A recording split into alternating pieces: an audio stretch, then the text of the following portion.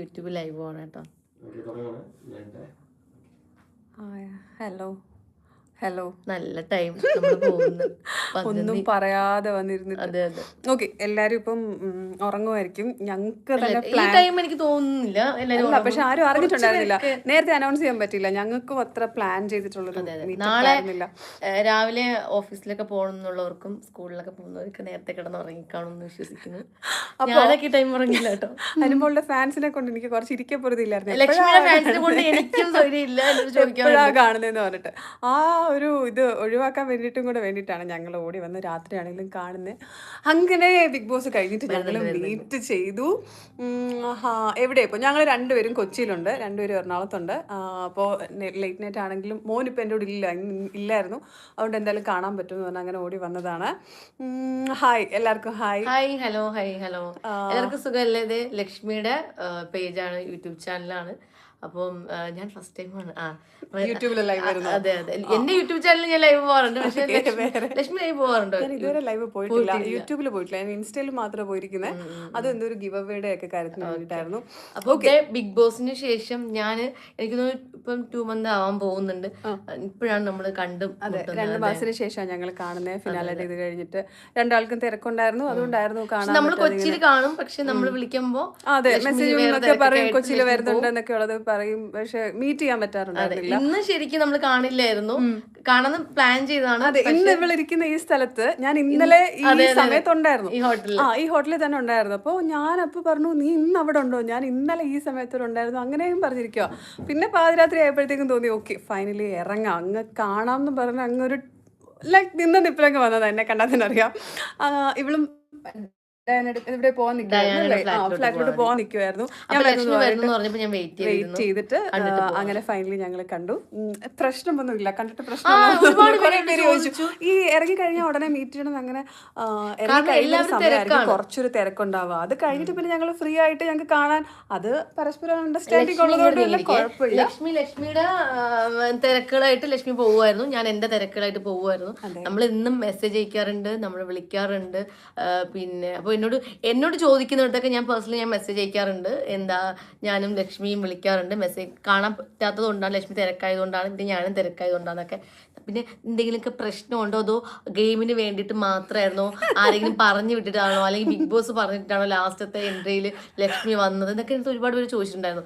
അങ്ങനെയൊന്നും ഇല്ല കേട്ടോ. നമ്മൾ അന്ന് മുതൽ ഇന്ന് വരെ ആ ഒരു ഫ്രണ്ട്ഷിപ്പ്, ആ ഒരു ബന്ധം കൊണ്ടുപോകും. ക്വസ്റ്റ്യൻസ് വരുന്നുണ്ട്. അതെ അതെ, ഞങ്ങൾക്ക് എന്താണോ എന്താ ഗെയിമിന്റെ സമയത്തുള്ളത് പോലത്തെ അല്ല, റീഎൻട്രിയുടെ സമയത്തുള്ള ഒരു കാര്യം എന്ന് പറഞ്ഞാൽ അത് കുറച്ച് സ്പെഷ്യൽ ആയിരുന്നു ആ ഒരു സമയത്ത്. ഇപ്പൊ ആൾക്കാരെ ബോധിപ്പിക്കേണ്ട കാര്യമില്ല. അയ്യോ, കണ്ണീര് കാരണം ഒന്നും കാണാൻ പറ്റില്ല. ഇപ്പൊ ഞാൻ കരഞ്ഞിട്ട് തന്നെ ഇപ്പൊ എനിക്ക് തോന്നുന്നു ഇപ്പൊ ഞാൻ കരയാറില്ല. എന്തിനിപ്പൊ കരയുന്നത്? എനിക്കിപ്പോ എനിക്ക് സന്തോഷം വന്നാലും സങ്കടം വന്നാലും ഞാനിപ്പോ എന്താന്ന് എന്റെ അമ്മയൊക്കെ ചോദിക്കും, നീ എന്താ കരയാത്തത്, നീ മുമ്പൊക്കെ ഇങ്ങനെ സംസാരിക്കുമ്പോ കരയായിരുന്നല്ലോ, അമ്മ ക്യാമറ കുറച്ചുകൂടെ വേണം.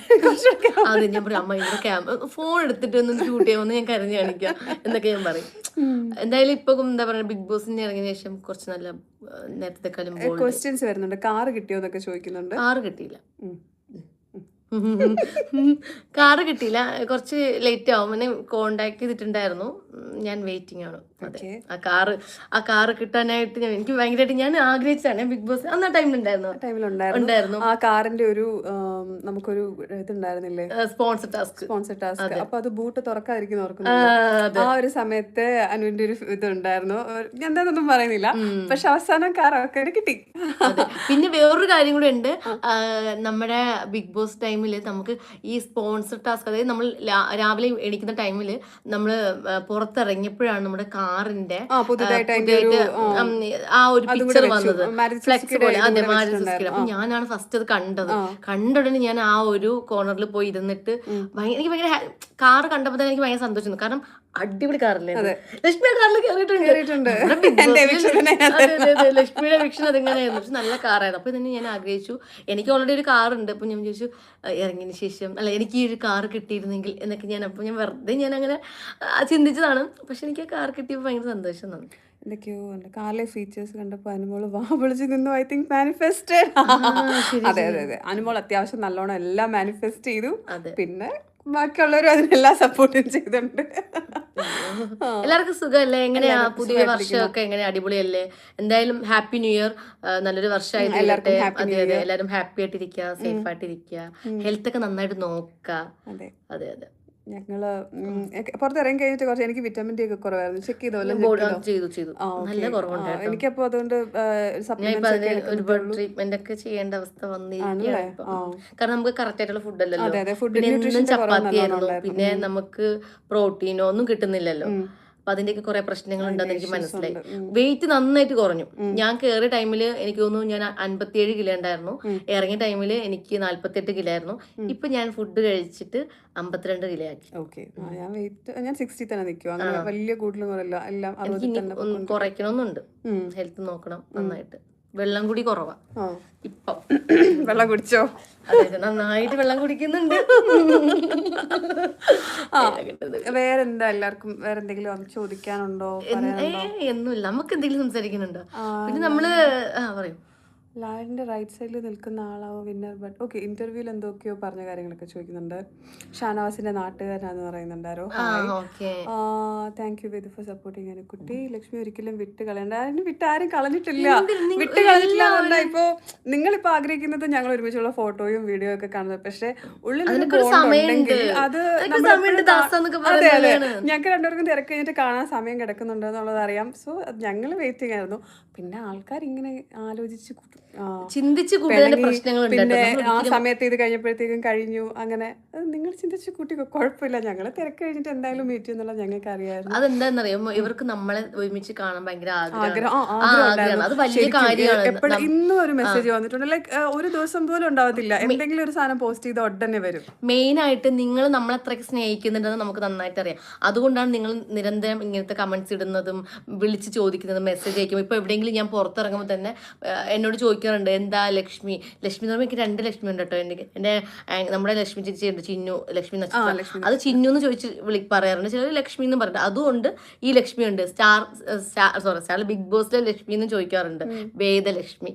നമ്മുടെ ചിന്നു ചേച്ചിയുടെ കാര്യം ചോദിക്കാറുണ്ടോ, എന്താ ചിന്നു ചേച്ചിയുടെ മിണ്ടാത്ത? അതും ചേച്ചി തിരക്കും ഞാനും തിരക്കായതുകൊണ്ടാണ് നമ്മൾ പരസ്പരം കാണാത്തത്. അതായത് നമ്മൾ വഴക്കോ ഒന്നുമില്ല. എന്തിനാ വെറുതെ ഓരോന്നും ചിന്തിച്ചു കൂട്ടുന്നത് എനിക്ക് ഇപ്പോഴും മനസ്സിലാവുന്നില്ല. പിന്നെ ഇപ്പൊ ഞാൻ ലക്ഷ്മിയെ കണ്ടു, ഇനി എനിക്ക് ചേച്ചിയെ കാണണം. ചേച്ചി അതെനിക്ക് ചേച്ചിക്കൊരു ടൈം കിട്ടുമ്പോഴും എനിക്കൊരു ടൈം കിട്ടുമ്പോൾ ഞാനും ചേച്ചി പോയി കാണും. അങ്ങനെയൊക്കെ ആയിരിക്കും, എല്ലാവരെയും പോയി കാണണം. അപ്പോ എല്ലാവർക്കും വേറെ എന്തെങ്കിലും ഉണ്ടോ പറയാനായിട്ട്? വേറെ ഒന്നുമില്ല. സമയം എത്ര ടൈമായി? ലൈവ് പോകാൻ തുടങ്ങി 7 മിനിറ്റ് ആയിട്ടുള്ളൂ. ഒരു 15 മിനിറ്റ് ആവട്ടെ. ഓക്കെ. പിന്നെ ന്യൂ ഇയർ ഒക്കെ എങ്ങനെ ഉണ്ടായിരുന്നു എല്ലാവരുടെയും? അല്ല, അതിപ്പോ അവിടെ ചോദിച്ചവർ എങ്ങനെ പറയും? എങ്ങനെയുണ്ടായിരുന്നു ലക്ഷ്മിയുടേത്? എന്റെ എങ്ങനെയായിരുന്നു? ഇവിടെ ഉണ്ടായിരുന്നു? ഇവിടെ തന്നെ. എന്റെ ന്യൂ ഇയർ വീട്ടിലായിരുന്നു. അച്ഛനമ്മ ഞാൻ കഴിഞ്ഞ പ്രാവശ്യത്തെ പോലെ തന്നെയാണ്. ചേച്ചിയിലായിരുന്നു? ചേച്ചി ചേട്ടൻ മോൻ ഒക്കെ സുഖമായിട്ടിരിക്കുന്നു. ഞങ്ങളെല്ലാരും കൂടെ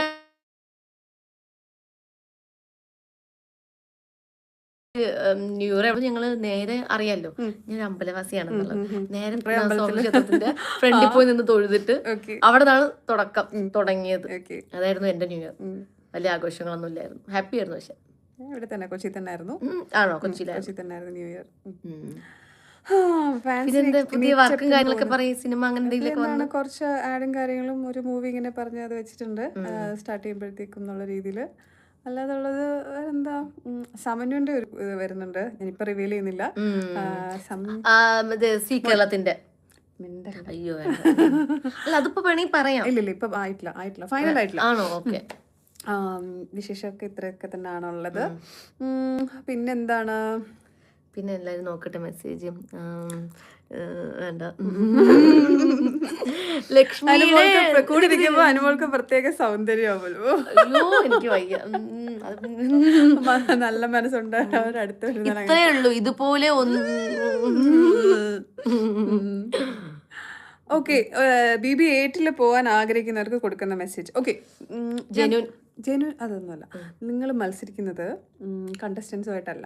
ഇപ്പം ഞങ്ങൾ തമ്മിലല്ല മത്സരം. ഞാൻ മത്സരിക്കുന്നത് ആൾക്കാരുമായിട്ട്, ലൈക്ക് പുറത്തുള്ള ആൾക്കാർ, അവർ നമ്മളെ എങ്ങനെ കാണുന്നു, ചിന്തിക്കുന്നു, അത് നമുക്ക് അറിയാൻ പറ്റിയാൽ ഗെയിം നമുക്ക് അറിഞ്ഞിട്ടല്ല നിൽക്കുന്നത്. പക്ഷെ അതാണ് ആക്ച്വലി ഗെയിം അതാണ്. നമുക്ക് മുൻകൂട്ടി അറിയാൻ പറ്റണം. ആദ്യമൊക്കെ നമ്മൾ അങ്ങനെ വിചാരിക്കും, പ്രേക്ഷകർ എന്ത് ചിന്തിക്കുമായിരിക്കും, പ്രേക്ഷകർ എന്തായിരിക്കും പറയാ എന്നൊക്കെ നമ്മൾ വിചാരിക്കും. അത് ഒരാഴ്ച വരെ, അത് കഴിഞ്ഞ പിന്നെ നമ്മുടെ തനി സ്വഭാവം നമ്മളെടുക്കും അല്ലെ.